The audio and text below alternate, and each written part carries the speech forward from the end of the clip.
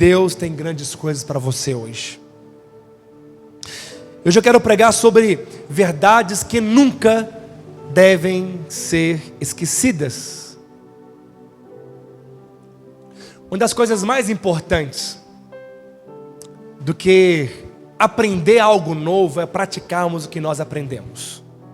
Muitas vezes acumulamos muitas informações em nossa mente, mas não praticamos, e por não praticar somos homens semelhantes àqueles que construíram a sua casa na areia. Vieram a chuva forte, os ventos bateram contra aquela casa, e grande foi a sua queda, porque ouviu a palavra, mas não colocou em prática. Muitas vezes eu não aprendo nada novo. Às vezes eu não aprendo algo novo, mas o Senhor relembra aquilo que eu aprendi há muitos anos atrás, trazendo à memória aquilo que traz esperança. Hoje Deus vai te lembrar muitas coisas, amém? Porque não custa nada lembrar, porque é para a nossa segurança, é para o avanço da obra de Deus. Eu trabalho com Lucas, né? E muitas vezes eu subo em lugares altos, e mesmo sabendo que é perigoso chegar próximo da borda, ele ainda me lembra, né, Lucas? Me dá as instruções, porque nós sabemos, mas não custa nada lembrar, porque é para nossa segurança, porque é vital para nossa sobrevivência. É extremamente importante, mesmo sabendo, precisamos de ser lembrados. E alguns acham ruim de ser lembrado de algumas coisas, mas não deve achar ruim. É bênção para nós. Quantos estão compreendendo? Deus quer te lembrar coisas poderosas. E no texto de João capítulo 14, versículo 25, a palavra de Deus disse: isto vos tenho dito, estando ainda convosco, mas o Consolador, o Espírito Santo, a quem o Pai enviará em meu nome, esse vos ensinará todas as coisas e vos fará lembrar de tudo o que eu vos tenho dito. E é o Espírito Santo que nos lembra daquilo que Deus falou ao seu coração. O Espírito Santo te lembra coisas que Ele te prometeu e agora concluiu na sua vida. E de repente vem na sua mente um filme, e você lembra que as promessas estão se cumprindo, e você se alegra e engrandece o nome de Deus. Tem pessoas que têm orado, feito orações há 5 anos atrás, e hoje estão colhendo, e hoje desfrutaram. Nós tivemos o casamento da Jennifer, do Israel, aleluia, recém-casados, para a glória de Deus.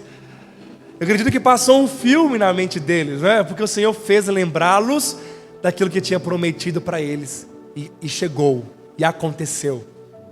No dia da minha ordenação, a mesma coisa, o Senhor me fez lembrar tudo que eu passei, um filme, e aconteceu, e se concluiu o selo de Deus, aquilo que Deus fez na nossa vida. Então o Espírito Santo nos lembra das promessas que aconteceram, para que a nossa fé cresça, mas também nos lembra daquilo que nós precisamos de continuar crendo, depositando a nossa esperança nele.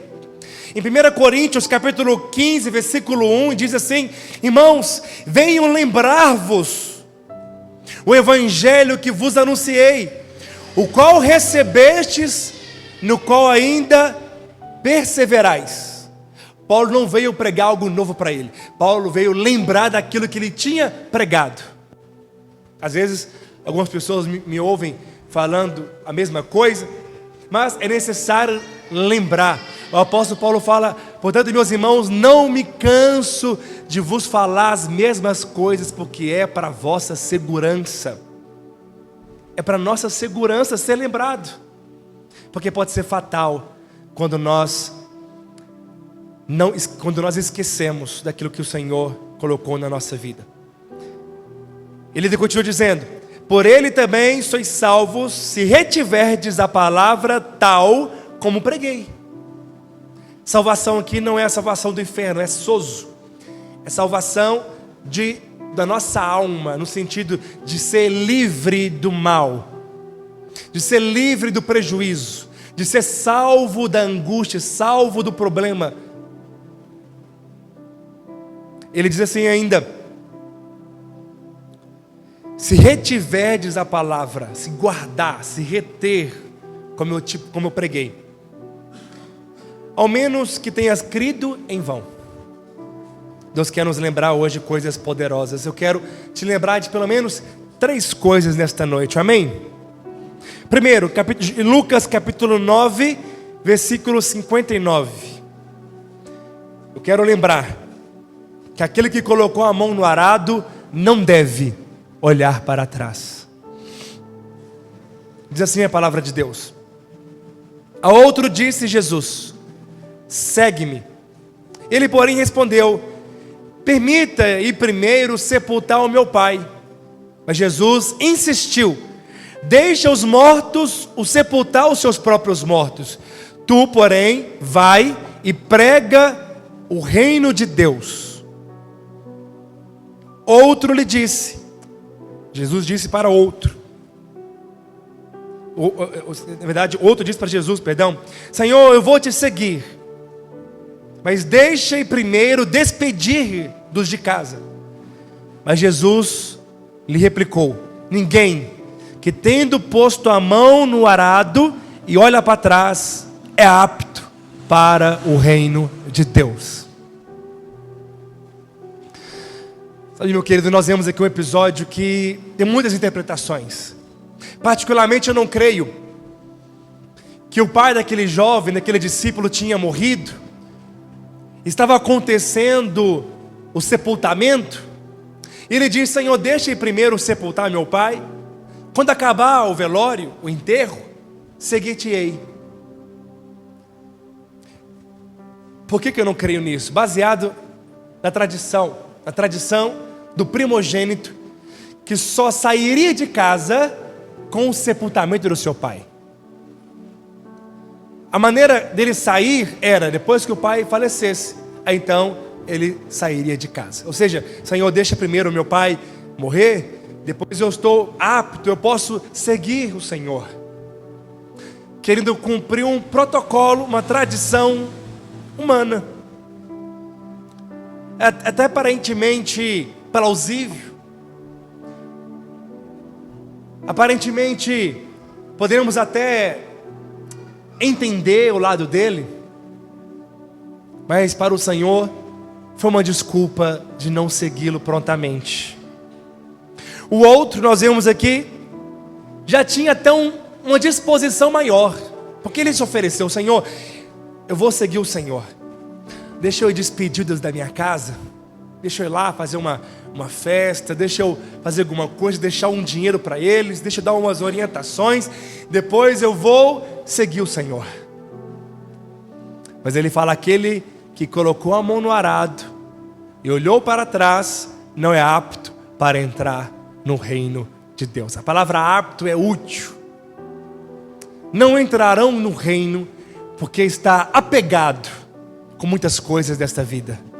Está apegado com sonhos exuberantes, sonhos que não foi o Senhor que colocou no coração, projetos que ficarão aqui quando vier o arrebatamento. Um investimento que não é eterno, é passageiro, é momentâneo, mas não vai produzir um grande galardão.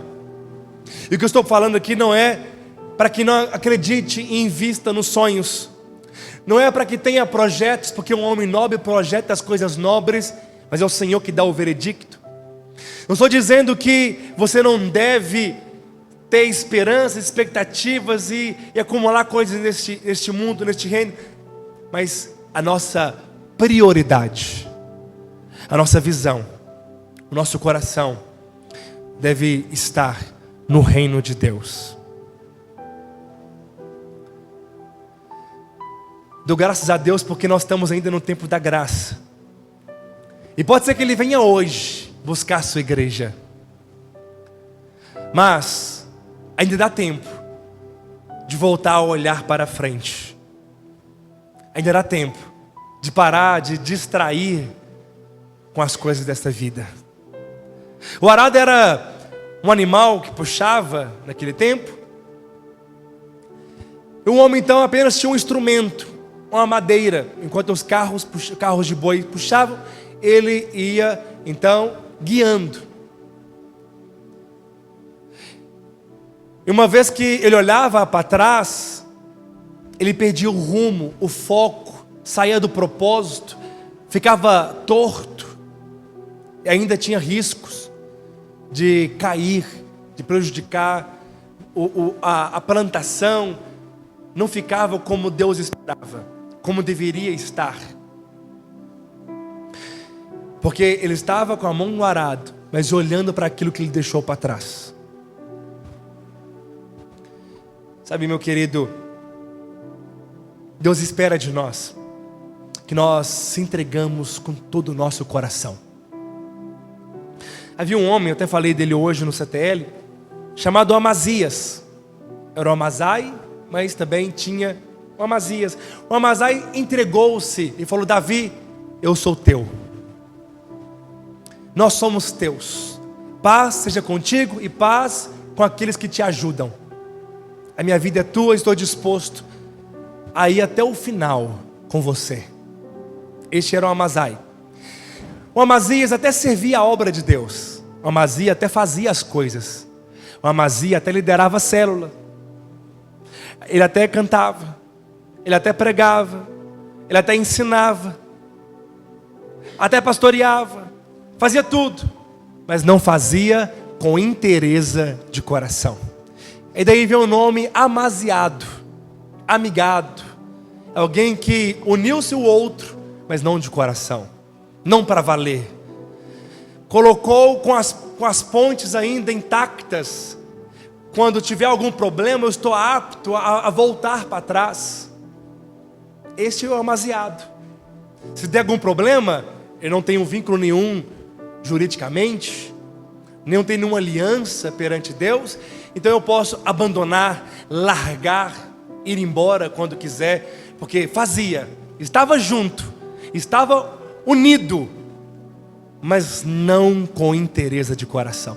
O coração não estava completo. Estes também é como aquele que põe a mão no arado e olha para trás. Sempre vê possibilidades, sempre tem uma palavra no casamento dele de divórcio.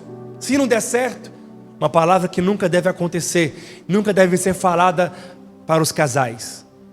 Tira do vocabulário separação e divórcio, não existe isso. Posso ouvir um amém? Não existe servir a Deus e retroceder, começar e depois largar tudo. Aquele que colocou a mão no arado não pode olhar para trás. Nós vemos esse homem, esse jovem, que nos dias de hoje escandalizaria a muitos. Como assim? Não pode sepultar o próprio pai? Sabe, meu querido, a obra de Deus, ela é para o agora, é para o hoje. E Deus vai usar aqueles que estão dispostos a darem a sua vida em favor de uma causa que é para toda a eternidade. Essa vale a pena nos entregarmos completamente. Essa causa vale a pena nós perder o sono, entregar nosso tempo, a nossa vida. Muitos estão com prioridades equivocadas. O maior investimento em toda a terra são vidas sendo salvas para Jesus. O que adianta um homem ganhar o mundo inteiro e perder a sua alma? O que dará um homem em troca da sua alma? Pois o Filho do Homem há de vir na glória do seu Pai, junto com seus anjos, e então retribuirá a cada um conforme as suas obras. Há um galardão para aqueles que perseveram. Há um galardão para aqueles que continuam seguindo em frente em meio às aflições, em meio às dificuldades, os problemas, porque no mundo teremos aflições, mas tem de bom ânimo, o Senhor está com você. Amém, meu querido? Quantos querem entrar no reino de Deus e ser chamado de servo bom e fiel? Entra no gozo do meu Senhor. Há um galardão para aquele que persevera. Sabe, no Evangelho de João 12:24, ele diz Em verdade vos digo, se o grão de trigo caindo na terra, se ele não morrer, fica ele só. Mas se ele morrer, gera muitos frutos. Porque aquele que quiser salvar a sua vida, perdê-la-á. Mas aquele que perder a sua vida por minha causa, achará, diz o Senhor. Evangelho de João 12, 24 e 25. Nós somos como estes grãos de trigo. Nós estamos aqui, mas para que haja vida é necessário houver morte. Morte dos meus desejos, morte do meu eu, das minhas vontades, muitas vezes do meu descanso, para que outros tenham vida. Isso é o Evangelho. É necessário que a casca do grão de trigo, a nossa alma, seja quebrantada, para que o conteúdo que está dentro, a semente, possa germinar. Antes era só um, Jesus Cristo. E hoje são bilhões, em todo o tempo. E todos os dias pessoas nascem de novo para Jesus. Porque um se entregou, depois 12 se entregaram, foram martirizados. Um de cabeça para baixo, o outro cerrado ao meio, o outro apedrejado. No Brasil hoje não tem perseguições físicas. Ainda não tem perseguições de morte. Mas aqueles que vão gerar frutos são aqueles que negam a si mesmo, tomam a cruz e seguem Jesus. Porque ele diz: se alguém quiser vir após mim, é um convite. Se quiser vir após mim, negue-se a si mesmo, tome a sua cruz e siga-me. Porque aonde eu estiver, estará vós também. Amém, meu irmão? Aonde 2 ou mais está reunido, Ele está presente. Pessoas que negam a si mesmo, elas são constantes em tudo que a igreja tem. Parece ser exagerado, alguns, mas quem é apaixonado não mede esforços. Quem é apaixonado entende, ele se entrega, porque o prazer dele é servir a Deus. A alegria dele é servir a Deus. Quantos estão entendendo? Em Lucas 17:32, Jesus nos manda lembrar da mulher de Ló. Ele diz: lembrai-vos da mulher de Ló. Porque uma vez que ela estava sendo liberta, saindo de Sodoma e Gomorra, ela lembrou daquilo que ela tinha deixado para trás. Talvez ela lembrou do seu carro na sua garagem, para os dias de hoje. O seu carro novinho estava lá, da casa que tinha acabado de comprar, dos móveis, presta bem atenção, os móveis tinham imobiliado a sua casa, o seu trabalho, as suas amizades, a sua parentela toda estava lá. Mas chegou um momento que ela sentiu falta, teve pesar no coração, arrependimento, pesar de ter deixado tudo para trás, e ela se tornou uma estátua de sal. Ficou paralisada. Presta bem atenção, olha para cá. Muitas pessoas estão paralisadas no ministério porque está olhando o tempo todo para trás, reavaliando coisas que não devem ser reavaliadas, parando, fechando para fazer balanço quando não deveria fechar para balanço.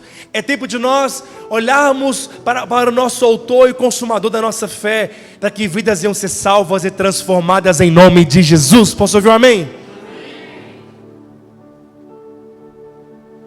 Sabe, meu querido, ao falar para não olhar para trás, Deus estava dizendo que seria o fim de tudo aquilo que o coração deles deveriam estar totalmente desprendido.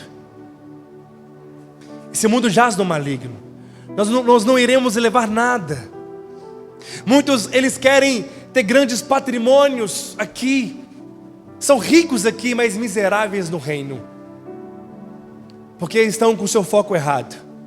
Aquele que colocou a mão no arado e olha para trás, não é apto para entrar no reino. Em Gálatas 5:1 diz: para a liberdade foi que Cristo vos libertou. Permaneceis, pois, firmes, e não vos submetais de novo ao jugo de escravidão. Tem pessoas que estão voltando a olhar para as coisas do mundo, a se embriagar com as coisas dessa vida. Tem pessoas que estão distraídas demais com entretenimento, que hoje é a maior estratégia de Satanás para poder parar você. Muitos hoje estão apenas olhando para si e não para o reino. O Senhor está levantando pessoas apaixonadas, que se entregam pelo outro. Jesus disse em João capítulo 15, Ele diz assim: já não vos chamo de servos, porque servo não sabe o que o seu amigo faz, mas o amigo revela ao outro o que está fazendo. Ele fala: vós sereis meus amigos, se vocês fizerem o que eu vos mando. E eis que vos dou um novo mandamento, diz Jesus também: que vós amei uns aos outros como eu vos amei. Aquele que é amigo de Jesus, ele faz o que Jesus manda. E o mandamento dele é este: a dar a sua vida pelos outros, diz ele. Não há maior amor do que este, daquele que dá a sua vida pelos outros. Estamos aqui como um grão de trigo, para dar a nossa vida pelo outro. Eu já decidi, há 10 anos atrás, há 11, quando comecei a liderar minha primeira célula e Deus me chamou para o ministério pastoral, a minha vida é para entregar por todos aqueles que o Senhor me confiar. Todo o meu tempo, a minha energia, todos os dias da minha semana, tudo que eu tenho, a minha vida financeira, tudo nós entregamos. Nós entregamos para os irmãos, para que em mim opere a morte, para que em outros a vida. Amém, meu querido? Segundo, quero lembrar que você é um soldado, e um soldado não deveria se envolver com os negócios civis dessa vida. Está lá na palavra de Deus, em 2 Timóteo, capítulo 2, versículo 4. Nenhum soldado em serviço se permite envolver em negócios dessa vida, porquanto seu objetivo é agradar aquele que o recrutou para a guerra. Deus, Ele é o Deus dos exércitos, e nós somos esses soldados, soldados de Cristo. E um soldado, quando ele está na guerra, ele não se envolve com as coisas dessa vida. Fico vendo alguns filmes de ação, bomba caindo de um lado, gente do outro, tiroteio em todos os lados. E aquele que deveria estar vigiando para proteger os seus amigos, o sniper, ele está com a arma apontada, mas aí ele está na ligação com as famílias. Sempre que tem alguém assim, observe, acontece um erro fatal, e algum morre, porque ele está na guerra, envolvido com as coisas civis dessa vida. Quando já viu filme assim? Na hora da guerra, ele pega o telefone e se distrai,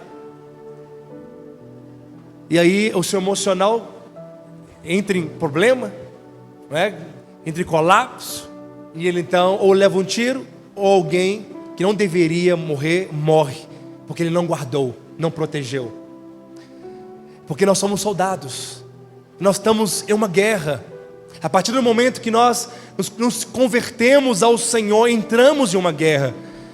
E tem muita gente envolvida demais com as coisas dessa vida, envolvida demais, em vez de agradar aquele que nos recrutou, para que pessoas sejam salvas, libertas, transformadas. Quantos querem agradar ao Senhor aqui? Amém, meu irmão? Nós vemos o exemplo de um homem chamado Eliud, de Berlim.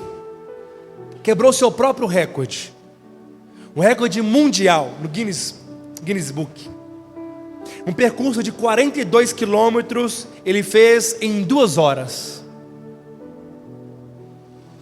Mas, ao observarmos esses atletas, nós percebemos que as suas vestimentas são leves, os seus tênis são apropriados, eles não carregam mochilas, não carregam pesos em suas costas, as suas roupas são todas apropriadas, porque se tiver um peso que não deveria estar, ele não consegue cumprir o propósito. Ele não quebra o seu recorde. Assim também a palavra de Deus diz, no livro de Hebreus, capítulo 12, versículo 1 e 2. Portanto, também nós, visto que temos a rodear-nos de tão grande nuvem de testemunhas, desembaraçando-nos de todo o peso e do pecado que tenazmente nos assedia, corramos com perseverança a carreira que nos está proposta, olhando firmemente para o autor e consumador da nossa fé, Jesus, o qual, em troca da alegria que lhe estava proposta, suportou a cruz, não fazendo caso da vergonha ou da ignomínia, e está sentado à destra do trono de Deus. A palavra de Deus fala: nós estamos rodeados de uma grande nuvem de testemunhas, e nós devemos deixar hoje todo o peso, todo o embaraço e o pecado que todos os dias nos assedia. E ele fala: corre com perseverança, corre com confiança a carreira que nos está proposta, porque a vida ministerial, a vida cristã, não é uma corrida de 100 metros rasos, mas uma grande maratona, e que Jesus é o caminho, e nele teremos obstáculos neste caminho. Mas se você está em Cristo, você persevera, você vence as aflições, você não desiste quando depara com uma pedra, ou até quando tropeça, você levanta e continua correndo, porque nossos olhos estão no autor e consumador da nossa fé. Então deixe todo o pecado, deixe todo o peso, todo o embaraço. Tem muitas pessoas que estão carregando peso de ansiedade e preocupações. Pessoas que todos os dias acordam preocupadas com o que vai haver de comer, beber ou vestir. Pessoas estão ansiosas, com medo do futuro, com medo de fracassar, com medo de dar errado. É um peso da ansiedade, peso da preocupação, peso do medo. Alguns outros estão carregando estresse na alma, fadiga, estafa, porque estão preocupadas demais, estão focadas demais em coisas que não vai trazer vida eterna, não vai produzir vida eterna. Estão preocupados demais com as coisas desta vida. Sabe, meu querido, a ansiedade vai te impedir muitas vezes de continuar caminhando. A acusação vai te impedir muitas vezes de continuar caminhando. Retira em nome de Jesus hoje. Você não precisa ficar preocupado nem ansioso, porque você tem um Deus que trabalha em seu favor, trabalha para você que espera nele. Você tem um Deus que ama prosperar a sua vida. Você tem um Deus que tem cuidado de você nos mínimos detalhes, que é inútil ficar ansioso. É inútil, porque Ele fará na sua casa, Ele fará na sua vida, Ele trará a provisão na hora certa. Ele não falha com você, amém? Não vale a pena ficar preocupado, porque no dia certo a provisão vai chegar, a bênção vai chegar, as coisas vão acontecer, e você vai lembrar: fiquei ansioso à toa, perdi noites de sono à toa, fiquei mal. A ansiedade rouba o que Deus tem para você, o medo rouba o propósito de Deus para a sua vida. Sabe, a fadiga, o estresse, a condenação e a culpa. Tem gente que não tem paz de acordar pela manhã, sabe, e se deleitar no Senhor e se entregar, porque ele acha que Deus está mal com ele. Ele acha, porque não deu tempo de orar, que Deus agora quer castigá-lo. Independentemente do que você fez ou faz, o amor dele é o máximo por você. Independentemente de como você acordou, Deus tem prazer em você. Ele tem coisas boas para você. Você é filho amado pelo Senhor, sabe? E a sua performance, a sua prática não adultera o amor de Deus pela sua vida. Ele te ama tanto, porque o diabo ele nos acusa de dia e de noite. Você pode se alegrar em saber que Deus te ama. Ele tem um dia maravilhoso, próspero, lindo para você. Ele já reservou um futuro extraordinário. Apenas se entregue a Ele. À medida que você vai se entregando de todo o seu coração, o propósito de Deus é cumprido na sua vida, na sua casa, e você vai vivendo uma vida de prazer, sabe, de alegria, de plenitude. O propósito de Deus produz satisfação, prazer e alegria para nós. Posso ouvir um amém? Começa a chuva agora. O sol estava quente, todo mundo suando, calor, e aí vem um refrigério. Diga aleluia. Deus é como a chuva no tempo de calor excessivo, de refrigério. Ele vem para trazer alívio na sua alma. Deus vai fazer isso no seu coração nesses dias. Você vai suspirar de alegria, porque você vai ver a mão forte de Deus cuidando de você. Deus restaurando tudo aquilo que parece que estava perdido. Posso ouvir um amém? Então não olhe para trás, continue olhando para o autor e consumador da sua fé, em nome de Jesus. Amém, meu querido? Ele diz em Mateus 11, 28, vinde a mim, vós que estáis cansados e sobrecarregados, e eu vos aliviarei. Aprendei de mim, que sou manso e humilde de coração, e acharei descanso para a vossa alma, porque meu fardo é leve e meu jugo é suave. Você não precisa de carregar fardo pesado. Muitos têm parado porque têm carregado fardos pesados. Entrega a Ele tudo, todas as coisas. Entregue ao Senhor e Ele fará tudo na sua vida. Entregue seu casamento, entregue suas finanças, entregue o seu ministério, entregue os seus filhos. Ele tem cuidado de você muito bem, mais do que você pode cuidar de si mesmo. Você crê nisso? Ele quer trocar com você. Ofereça a Ele o fardo que está pesado. Ele vai te dar um que é muito leve, que é muito prazeroso. Amém, meu querido? Nós vemos o exemplo de Davi em 2 Samuel capítulo 11, versículo 1. Diz assim a palavra de Deus: e aconteceu que, tendo decorrido um ano, no tempo que os reis saem à guerra, enviou Davi a Joabe, e com ele os seus servos e todos Israel, e eles destruíram os filhos de Amon e cercaram a Rabá. Porém, Davi ficou em Jerusalém. E aconteceu que numa tarde, Davi se levantou do seu leito, da sua cama, e andava passeando no terraço da casa real. E viu do terraço uma mulher que estava se lavando, tomando banho. E era essa mulher muito formosa à vista, muito bonita. Quando a Bíblia fala que a mulher é bonita, é porque é bonita. Amém? E mandou Davi a indagar quem era aquela mulher. E disseram: porventura não é essa Batseba, filho de Eliã, mulher de Urias, o heteu? Davi, olha, poderia ter parado por aqui, poderia ter deixado para lá. Ele tinha alerta suficiente para isso. Mas a palavra diz assim: então enviou Davi mensageiros e mandou trazê-la. Mandou trazer Batseba para o seu terraço, para a sua casa. E ela veio, obrigar Davi, é uma ordem de um rei. E ele deitou com ela. Já tinha se lavado. Então voltou para a sua casa. E a mulher concebeu, engravidou, e mandou dizer a Davi: estou grávida. Sabe da história que Davi fez? Davi mandou matar o seu melhor escudeiro, Urias. Porque, olha, Urias era um homem tão leal, que ele falou: é muito injusto, eu não posso ter prazer com a minha esposa enquanto os meus amigos, enquanto os capitães estão na guerra por Israel. Eu não posso fazer isso.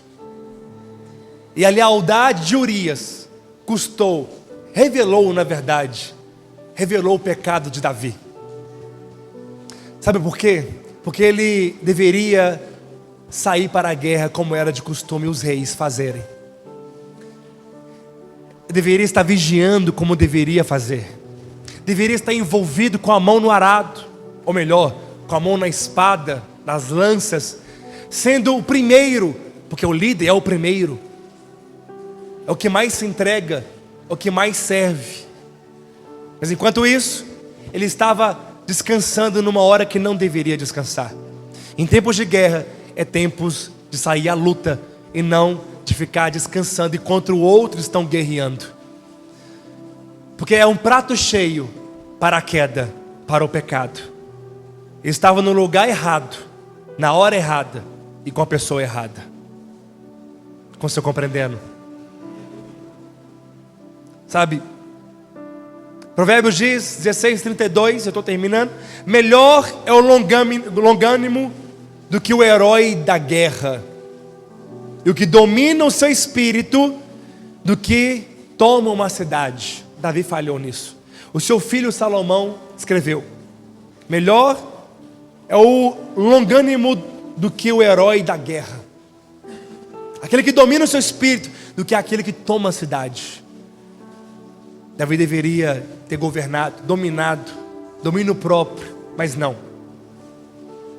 Porque o embaraço, o pecado que tenazmente nos assedia, está próximo de nós. Nós devemos fugir do pecado e resistir ao diabo, amém, meu querido? O problema não era o palácio, não era o conforto. O problema foi dele esquecer das responsabilidades que ele tinha. Ele deveria ser o primeiro. Sabe, Davi era aquele que cuidava das ovelhas do seu pai. Era alguém simples, era o menor da sua casa, mas também era o mais corajoso, o mais disposto. Era pronto para lutar com o gigante. Lutou contra leões, com ursos, com Golias. Afrontou o exército, de Gate, dos filisteus. Mas às vezes confiou demais naquilo que ele era. Muitas vezes, por ter muitas vitórias, confiamos demais na nossa carne. Achamos que estamos prontos, que somos, vamos dizer assim, incaíveis, se pode existir essa palavra, que não cairemos, não pecaremos, não erraremos. Nossa confiança deve estar sempre nele e nunca no homem. Maldito o homem que confia em si mesmo, ou seja, no outro homem, na carne humana, como se compreender na pregação. Amém? E por último, eu quero lembrar você que você é muito amado por Deus. E essa é a primeira voz que Jesus ouviu. Antes de fazer qualquer outra coisa, Jesus disse: este é meu filho amado, que tenho muito prazer. Você é muito amado de Deus. Antes de fazer qualquer outra coisa, nunca esqueça o tanto que Jesus te ama. Se você entender isso, você nunca vai pôr a mão no arado e vai olhar para trás. Se você entender que é muito amado, você não vai envolver com as coisas civis dessa vida, mas a paixão vai tomar conta do seu coração, e você vai servir a Deus com fervor, em ebulição de espírito, não como Amazias fazia, mas com todo o coração, como Amazai fazia. Quantos querem servir a Deus com ebulição de espírito, com todo o seu coração? Amém? E por último, fica de pé, mais um. Nunca se esqueça que Ele em breve voltará. Que agora pode ser o momento, qualquer hora pode ser a hora, que Ele vai voltar. Não se turbe o vosso coração. Credes em Deus e credes também em mim. Na casa de meu Pai há muitas moradas. Se assim não for, eu não vos teria dito, pois vou preparar-vos um lugar. E quando eu for vos preparar um lugar, voltarei e vos receberei para mim mesmo, para que aonde eu estou, estejais vós também. Fica de pé, em nome de Jesus. Ele virá na glória do seu Pai, junto com seus anjos, para retribuir cada um conforme as suas obras. Sabe o apelo que eu tenho para você hoje? Não desista daquilo que o Senhor colocou no seu coração. Ele te chamou para uma grande obra. Ele te chamou para você perseverar. Não retroceda. Não largue tudo. Eu sei que às vezes a pressão ela é grande. Às vezes, você tem guerras e ataques de todos os lados, e a vontade que dá, como diz, é de chutar o balde, é de largar tudo. Mas não faça isso. Aquele que vai herdar o reino é aquele que persevera em meio às aflições. É aquele que não se envolve com essa vida, não se embriaga com este mundo. É aquele que entendeu que este mundo não satisfaz mais. É inútil. O prazer dessa vida, ele vai nos levar a um vazio sem fim. Mas Ele tem palavras de vida eterna para mim e para você. É Ele que tem alegria plena para o nosso coração. A obra dele é boa, é agradável, é perfeita. Quando nós colocamos um cântico, gostaria que nós oremos em nome de Jesus. Que você venha falar para o Senhor: Senhor, eu quero perseverar até o final. Eu não quero me embriagar com essa vida. Talvez você está me ouvindo, você tem se distraído com tanto entretenimento e foi se esfriando. Foi perdendo a fome, foi perdendo a sede, foi ficando insensível à voz de Deus, foi ficando frio, foi lidando com as coisas espirituais como se fossem comuns. Aquilo que é santo se tornou comum para você. Não tem mais desejo, admiração. A unção parece que não flui, parece que cortou a sua árvore. Ela foi cortada, a sua raiz morreu no pó. Mas ao cheiro das águas, ela brotará. Talvez o seu caso é este. Mas Deus hoje está restaurando a sua casa, o seu ministério, o seu coração. Coloque um cântico, por favor. Vamos orar ao Senhor em nome de Jesus.